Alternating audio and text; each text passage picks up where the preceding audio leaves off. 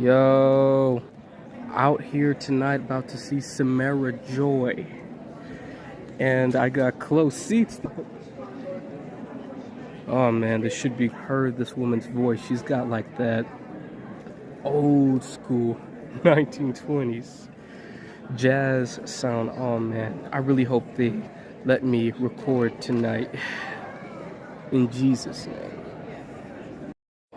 So I was not allowed to record, but I'll do, what am I saying? These guys were amazing tonight.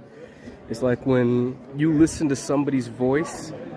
This woman, she's, if you've never heard Samara Joy, like she is up there, I say, with like Billie Holiday, you know what I'm saying? Layla Hathaway, those people.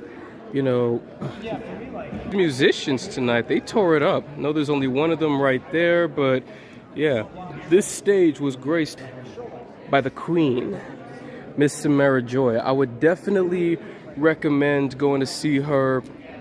10 out of 10. I'd say 10 out of 10.